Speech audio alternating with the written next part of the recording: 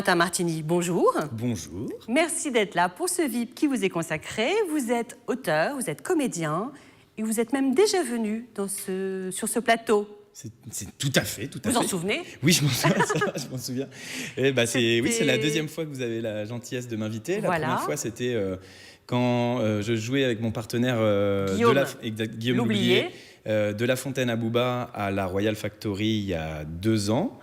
Et donc là, aujourd'hui, c'est pour présenter un livre. Exactement. Alors, de La Fontaine à Bouba, on va juste en dire 2 mots. C'était un spectacle que vous aviez écrit, que vous jouiez à 2, qui était destiné à tout le monde, mais qui a beaucoup plu, je crois, aux collégiens et aux enseignants de français, parce que finalement, vous remettiez un petit peu en perspective l'éternelle querelle des anciens et des modernes, l'un défendant le rap, les modernes, l'autre les classiques.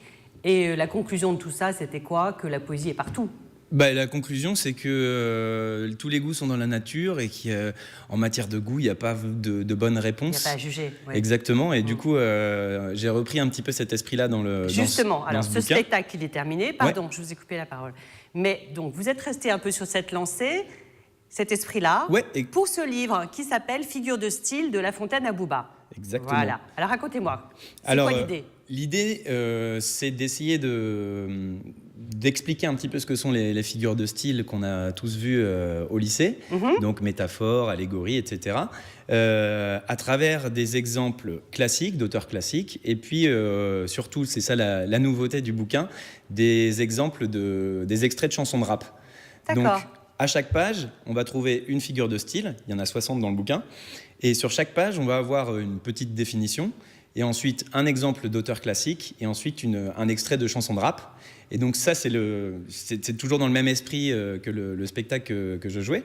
On essaye de réconcilier les classiques, les modernes, les poètes d'un autre temps et puis les poètes contemporains que sont les rappeurs, en tout cas certains rappeurs.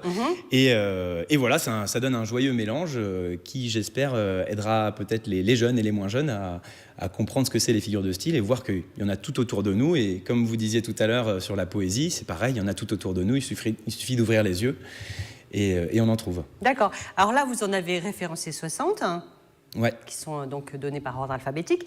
Est-ce que ces 60-là sont censés être connus par des élèves de première qui passent le bac? Parce que ça paraît énorme. Oui, c'est assez énorme. Moi, j'ai essayé de faire un petit livre assez complet et puis surtout aussi assez divertissant. Donc, par exemple, j'ai rajouté aussi des jeux de mots qui ne sont pas vraiment des figures de style. D'accord. Par rapport à la métaphore que tout le monde doit un peu connaître pour le bac de français. Il y a par exemple le calembour ou le détournement. D'ailleurs, je précise que ce n'est pas forcément des définitions de grammairiens. Je ne suis pas grammairien, donc j'ai essayé de synthétiser un peu certaines notions. Parce qu'il y en a qui sont assez bizarres, anacolute, anadiplose... Enfin, on découvre plein de choses, quoi. Oui, alors ça pour le coup, c'est pas ma faute si elles s'appellent comme ça et si elles existent. Non, je rigole, mais... Vous parlez de noms de maladies, d'ailleurs. Oui, exactement. Le zeugma, par exemple. Qu'est-ce que c'est ça, le zeugma? Alors, le zeugma, là, vous me facilitez pas la tâche parce que c'est la plus dure à peu près à expliquer. Ah bon? Oui. C'est la dernière, d'ailleurs. Alors, je vais juste prendre un exemple qu'on connaît, en tout cas qu'on apprend souvent à l'école. C'est vêtu de lin blanc et de probité candide. C'est un exemple de Victor Hugo.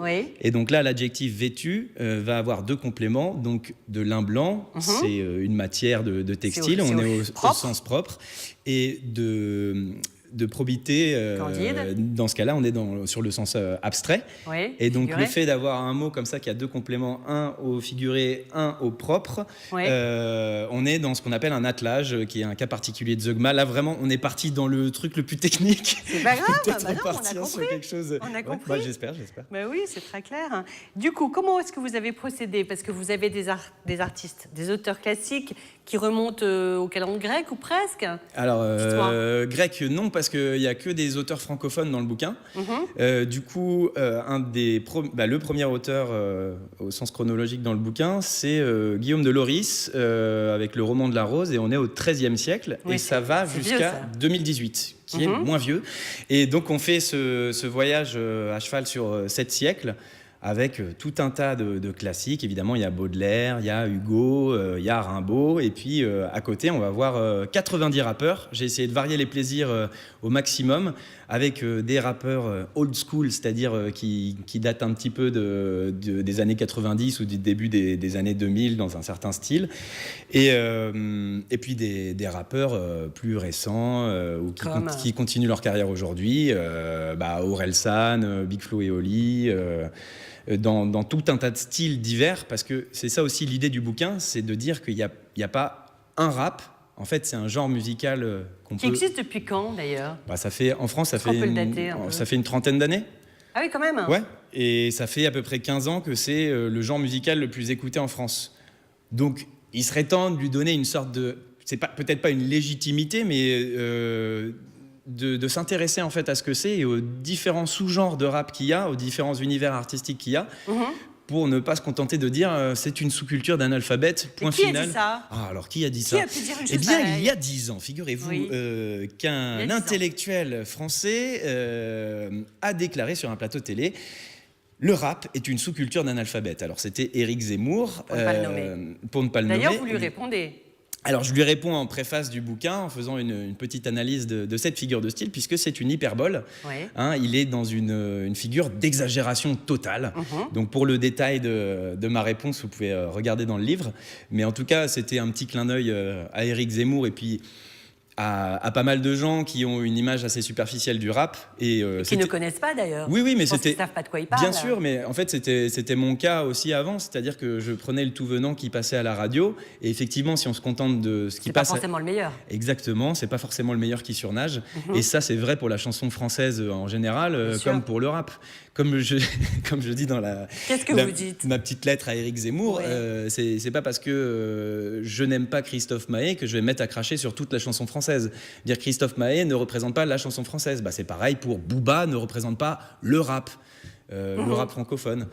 Voilà, donc c'est juste une invitation à gratter un petit peu sous la surface. Et puis, je suis sûr que tout le monde y trouvera quelques petites fleurs, des choses qui les feront sourire, d'autres qui trouveront jolies, d'autres malicieuses. Et du coup, ces pépites-là, elles nous montrent que finalement, par exemple, rien que le verlan, ça a apporté beaucoup au langage, au vocabulaire. Ça a ouvert des possibles par rapport à la versification. Tout à fait, ouais. Déjà, dans le rap, alors il y avait aussi un écrivain qui, dans les années 90, quand on tombait sur le dos d'NTM, IAM, etc., qui en plus sont des groupes qui écrivaient de manière assez classique, qui respectaient une versification assez classique, entre guillemets, il a dit, mais il faut quand même considérer que le rap remet sur le devant de la scène quelque chose qui est antique, c'est la voix. Et rien que ça, cette manière de scander sur un rythme, je sais pas, ça peut faire penser aux élèves grecs qui scandaient comme ça des vers d'Homère il y a 2500 ans. Et c'est vrai qu'il y a déjà ce retour aux sources par la voix. C'est ça que moi je trouve hyper intéressant dans le rap, c'est que chaque rappeur va avoir sa voix, pardon. Son flow. Son flow. Ça veut dire quoi, son flow, exactement? Le flow, c'est une composante, c'est composé de la voix, le grain de la voix, et puis surtout la manière de poser le texte sur le rythme. Donc la prosodie, ou comme on dirait à l'école, et la manière d'articuler ça sur la musique. Et donc il y a des rappeurs qui sont assez virtuoses là-dedans, en France, aux États-Unis. Et bon, alors ça, pour le coup, dans mon livre, on s'en rendra pas compte parce que c'est par écrit. C'est pour ça que je précise à la fin que c'est une musique qu'il faut écouter et qu'il y a une playlist avec les textes qui sont évoqués dans le bouquin qui est disponible sur Internet. Et lire à haute voix, ce livre?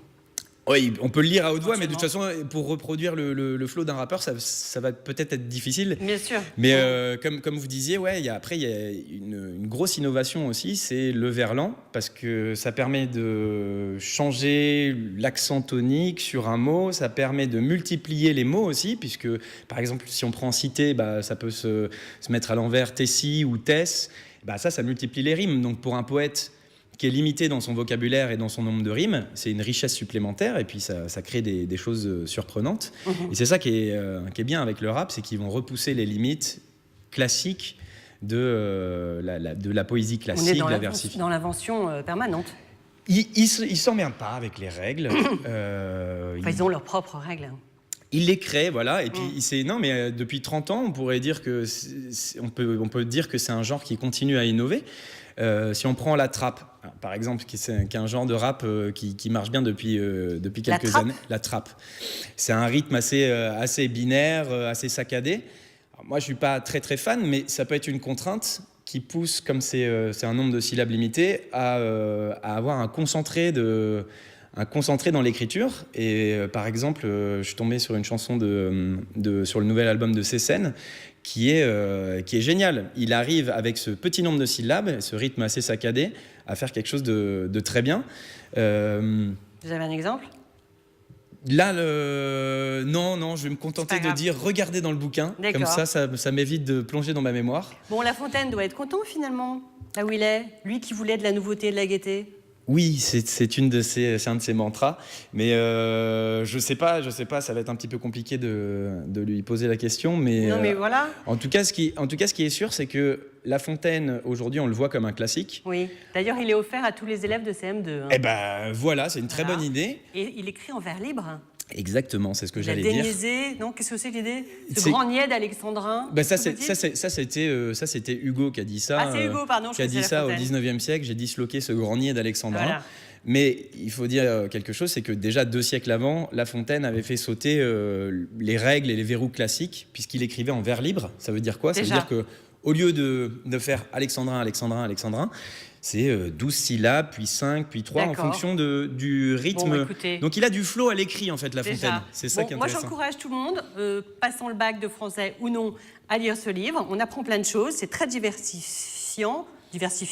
Non, ça, c'est un néologisme. C'est un néologisme. Je ne sais plus quelle est la page, mais, ou un mot valise plutôt. Bon, et vous avez été lauréat d'un concours de poésie de la RATP. Alors, lauréat, non, mais j'étais dans les finalistes de sur 10 000, ce concours-là. vous étiez dans les 10 ? Dans les 100.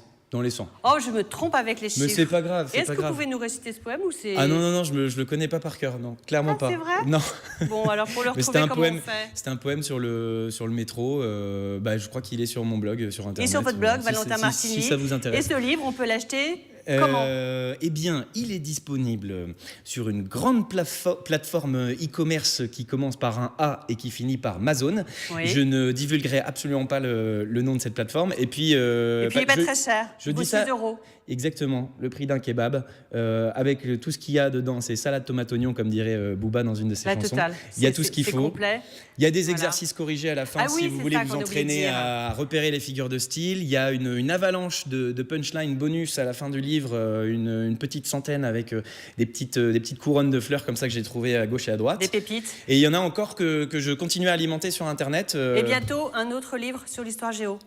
Pas un livre. Peut-être il y aura un livre après, mais un spectacle. Mais pour l'instant, on est dans les chantiers. Non, mais c'est pas grave. Ok, déjà, celui-là, très bien. Un grand merci, Valentin Martini. Merci beaucoup à vous. Et à très vite, j'espère. À très vite, merci beaucoup.